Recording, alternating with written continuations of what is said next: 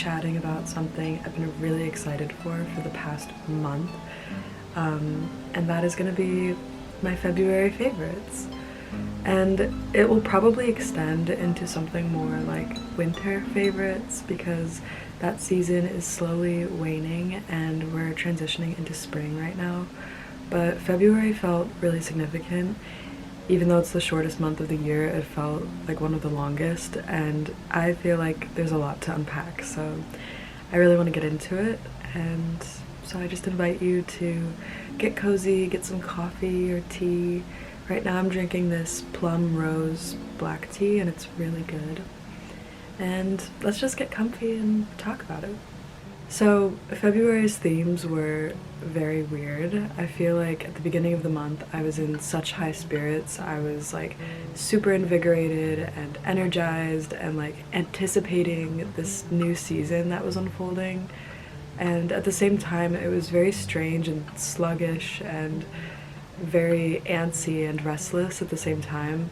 But I felt really inspired, so I feel like that was some of the main themes. It was a weird month, but I feel like there was a lot that I discovered. I watched a lot more films than I usually do.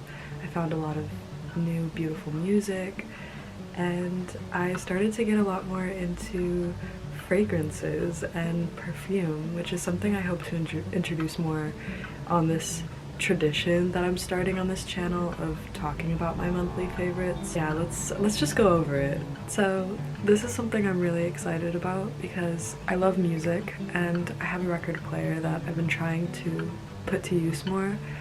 And I have a really small record collection, but the albums that I do have are like so significant to me and different phases of my life. Some of them I've had since I was a teenager, and some of them I've just bought and feel like different seasons of my life and different flavors and tastes that I've cultivated over my life. The one I want to talk about today is actually a record I've had since I was 15.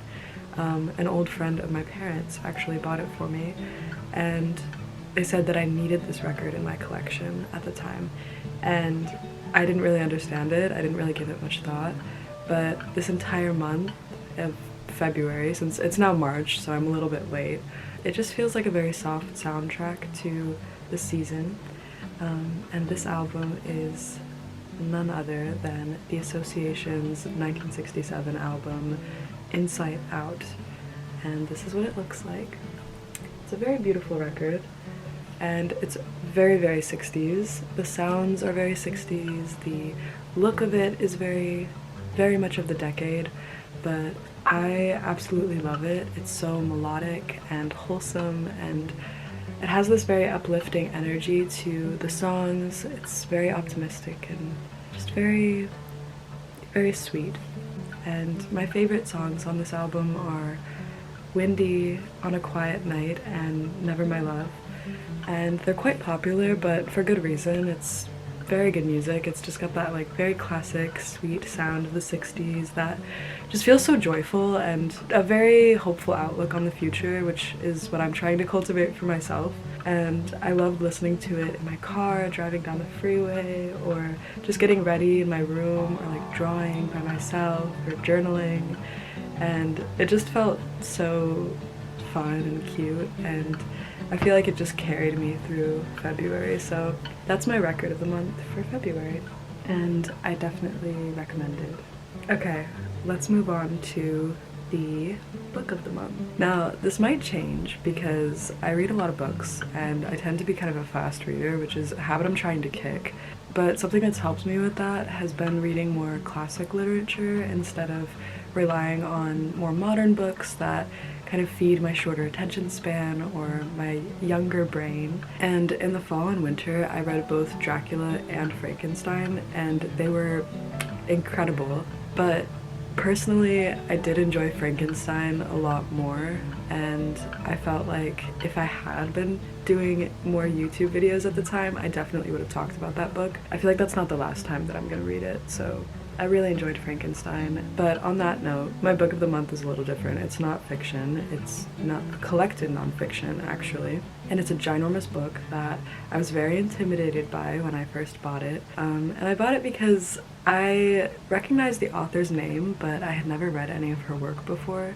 Her name rang a bell, and I was immediately really intrigued because an infamous female author is something that is already fascinating to me, and I try to have more female writers on my bookshelf. So I bought this book, it sat on my bookshelf for a bit, and I was a little nervous to start it, but I just ended up picking it up one day. The first story just immediately hooked me. I felt like, maybe because I'm a retired true crime fan, I just felt so involved in the story, and the way that this writer builds the world around the stories she's telling, also given that they're real stories and she's talking about these people on a much deeper level than most journalists would, it made me feel like I was there, and I'm in the middle of this very vivid world that happened years and years ago. I have just continued reading it ever since. My book of the month for February is Joan Didion's collected nonfiction. It's called We Tell Ourselves Stories in Order to Live, and it is a very large hardcover book. This is how far I have got.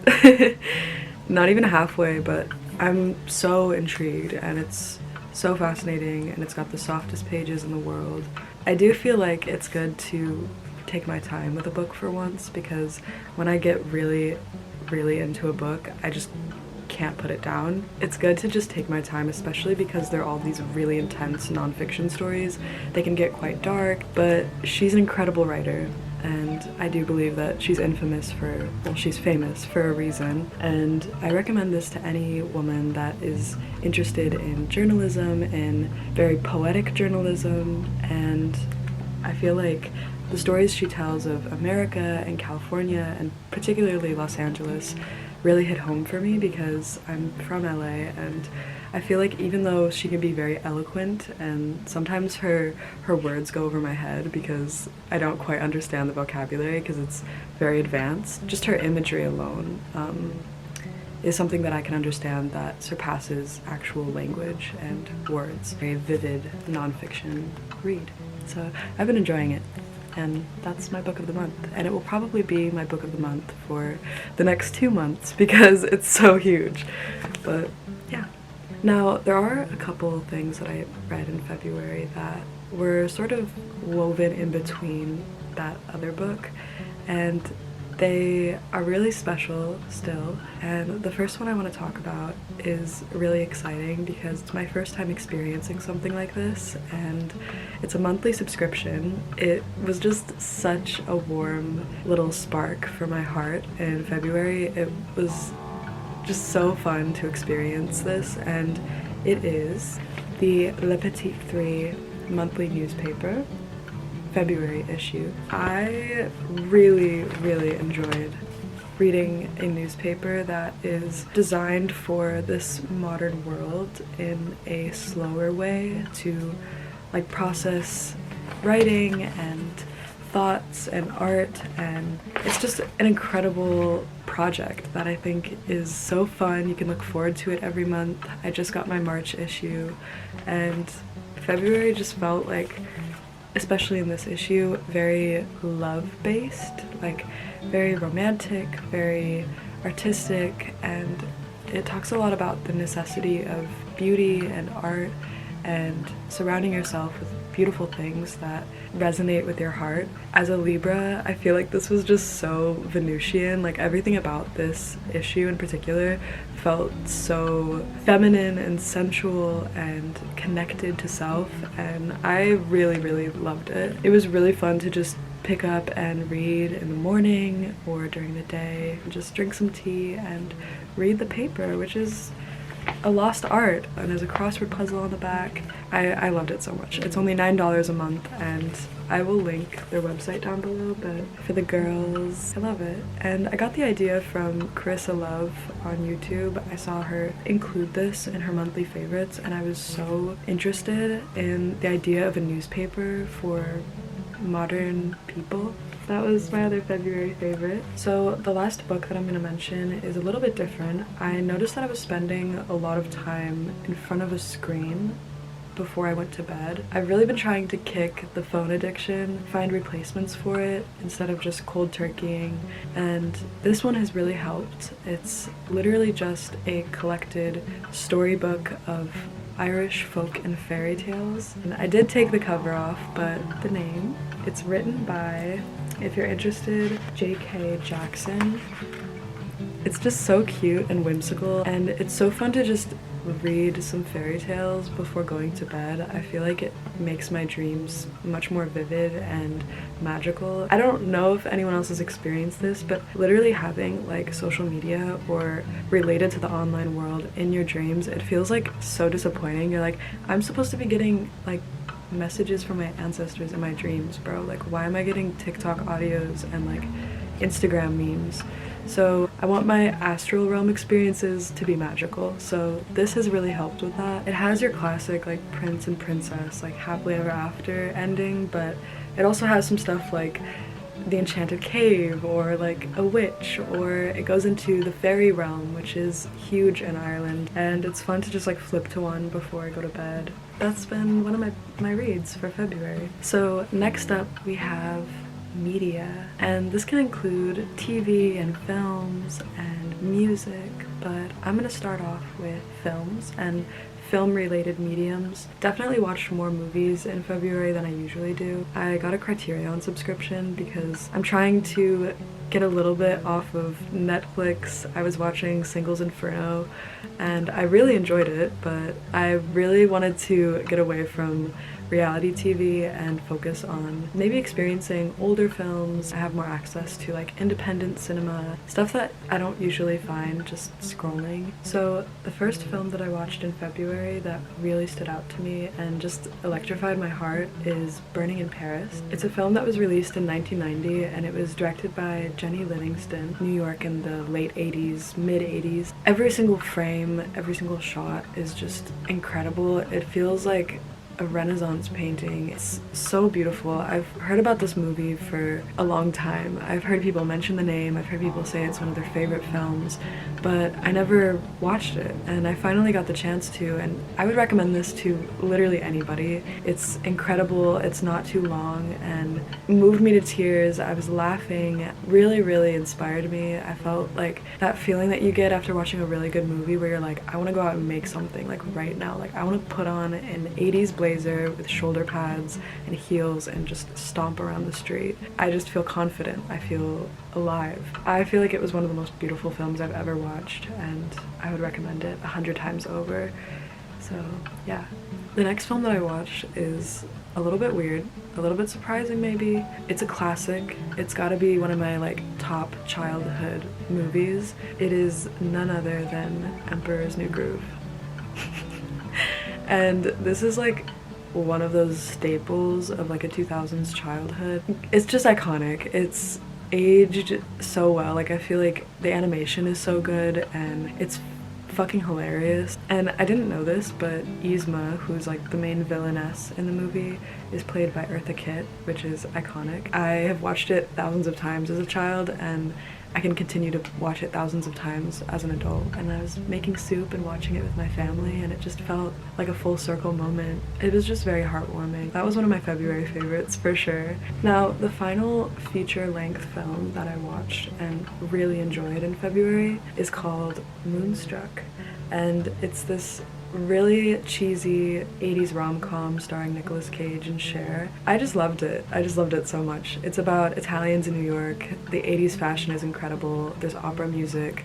Nicolas Cage is angsty and like emo, and it's just a ridiculous movie. And I feel like even though there's so much drama and conflict throughout the film, it just feels like it's not as intense in films I've watched. It just feels like everything gets smoothed over. Something that you can watch when you just want to like chill, you want like a good story, but there's not going to be so much like intensity. So I loved Moonstruck. I thought it was amazing. Now, this next piece of media is a little bit different. It's technically a show, but it only has 6 episodes. Each of them are around 30 minutes long, and it was released on late night TV in 1985. And it's produced by Alice Coltrane, and it's called Eternity's Pillar. and it's just this very fascinating piece of like almost performance art, meditation. It has incredible music and chanting. It's really fun to watch in the morning, especially. That's when I would recommend watching it. Even though I was trying to meditate with it, I feel like the music was so beautiful. It was like moving me to tears, and I couldn't even focus on breathing or meditating because I was just like locked in to her piano playing, and I really enjoyed it. So yeah. Now the last one is actually a YouTube video, and I'm gonna link it down below because I recommend it to anybody that's interested, but it's called How to Erase a People, and it was posted by Uncivilized on YouTube, and it talks about the issues in Palestine and relates it to the issues in America and how they're basically parallels of each other. I'm not going to speak more about it because I feel like it's up to you to watch it and process that information, but it's formatted so well and spoken in such a hopeful and raw way. I recommend it. So I'm going to link that down below, but that's the last piece of media for February. Next, let's talk about music. And this is a hard one for me because I feel like I cycled through so many different songs and playlists all month, and it's really overwhelming, so I wanted to narrow it down, and I decided to just pick my top 6 songs of February. Let's talk about it. The first one that I really enjoyed and I actually found during the month of February is called Cicadas by Mother Soki. Kind of ambient with a little bit of like electronic flavor in it. And the next song is called Asas.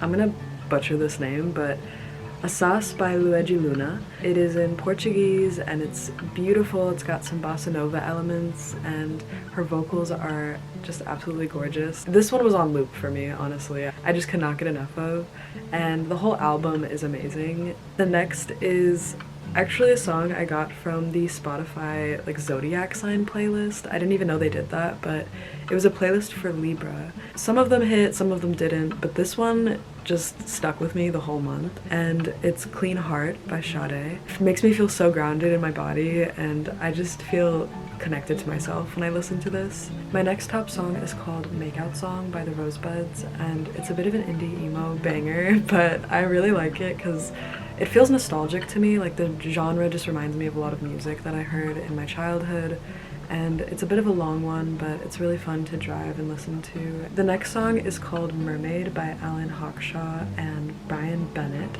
and it is so gorgeous. It's literally what the name implies. It's like music for mermaids, and it feels like siren song. It's like jazz and classical and sweet trills just straight from the ocean, and I love listening to this at any time of the day. It feels like a soundtrack. And the last song is called Inside Out by Dupont. More of a dance song, but it's so fucking fun to listen to. It's like electronic 80s music, and I feel like I've really been leaning into like the 80s style and 80s music. I feel like it's unmatched when it comes to most electronic music, so this was like by far one of my favorite songs of February. It's all beautiful, and there's honestly so much more music to discover, so there's gonna be a lot more songs in the next month. Now, the next part of the video is pretty exciting. I feel like it's the part that most people are excited to hear about, and that's gonna be products and objects. Let's just dive in. The first thing that I really need to talk about is one of my prized possessions, and that is my leather-bound journal. And I started this journal on February 7th, so this has been my first month writing in this little notebook here. I bought it in September when I was in Amsterdam, and I got it at a flea market, and my last journal I had been writing in since 2023, and it felt like I had it forever. It was a very small journal, but it feels like when you start a new journal, it's like a new era, a new phase of your life. And this one is just beautiful. I just love textures when it comes to like paper, and having a leather-bound journal makes me feel like a grown woman, so I'm really excited about it. It's a new era of life to have a new journal, and I love this one. Okay, the next object is a little bit weird. It's basically medicine in a way, but it's something that I made back in the fall, and I was trying to make it in time for the winter month. It's called fire cider, and this is my second year making it during the winter, and it's just such a fun little concoction, like this little potion for wintertime. that helps keep your immunity up and keeps you strong, and it keeps the skin looking good. I called it my Pomaica fire cider because it has Jamaica and pomegranate. It's got apple cider vinegar, and there's many other things inside of this giant jar, but you basically take like a little spoonful, or I like to take like a little shot of it. It's so spicy and like intense, but if you take just a small amount of it, it's really good for you. You can put it in a little jar, and it's just like the perfect wintertime medicine. My favorite pairing is to mix it with this elderberry immune syrup. I feel like it's a really fun thing to do every winter and taking care of yourself. The next thing is this, and this is my homemade calendula infused body butter. It is so impeccable. It feels amazing on the body, and it's infused with dried calendula flowers. It also has some cocoa butter and coconut and jojoba oil, and it just smells like chocolate and flowers. It's a great topical herbal treatment. Yeah, my calendula body butter was probably one of my favorites. The last little piece of medicine that really held me during February is the Wooden Spoon Herbs and Cap Beauty Light Ray Tonic. It's sort of like a tincture, but it has this really sweet, jammy texture and flavor to it. Adaptogen, superfood packed tonic that you can take once a day or 3 times a day. And it has rose hips, schisandra, hibiscus, goji, gotu kola, and nettle. Dropper full of medicine, and it's amazing for the skin, the mood, and the digestive system. So next up on my list, I have 2 fragrances, and I'm gonna be honest, I found this through an Instagram ad, and you might recognize it, but I bought 2 of their scents, and it's a hair and body mist by the brand Feminina. I got the Vanilla Lace, and I got the Angel's Delight, and they're both great. I think the vanilla is very classic, sort of powdery vanilla scent, but I honestly prefer the Angel's Delight. Not only does it smell amazing, but the packaging is just absolutely adorable. It honestly smells like sort of a sweet, milky cinnamon scent, and I love to spray my hair with it before I go out. It's really subtle, and you can easily layer it with other perfumes, but yeah. Okay, this is the last thing on the list, and it's really special because it's my first big girl perfume purchase. I got it from Elorea, which is a Korean fragrance company. It's called Be By My Side, or in Korean Hononi, and it's in the travel size. I love how subtle it is, but it's also so vibrant at the same time. It's got upcycled bergamot and ginseng on the top. In the heart, it has forget-me-nots, upcycled rose, and rose absolute. And on the base, it's vetiver, soft suede, vanilla, and musk. And I just love it. Very, very delicious perfume. I think their prices are really fair, and they have some really amazing scents. And when I visited their store, I thought it was so cool that they had a little mini cafe. You could buy matcha or coffee, and each drink has a theme that lines up with different scents, so they give you a little scent card, which is really, really cute, and I love a multi-sensory experience. Like, I just love it. And that was my last February favorite. It was a little bit short, but I feel like it makes sense for the shortest month of the year. I'm so excited for this next season, and I really thank you for watching and enjoying this video. And I'm a little bit new to talking in front of a camera, and it's a little bit loud in my neighborhood, so I apologize for any trouble with the sound. But yeah, I hope you have a wonderful rest of your week, and I hope March is very good to you, and I will see you very soon. So yeah, stay tuned, and bye for now.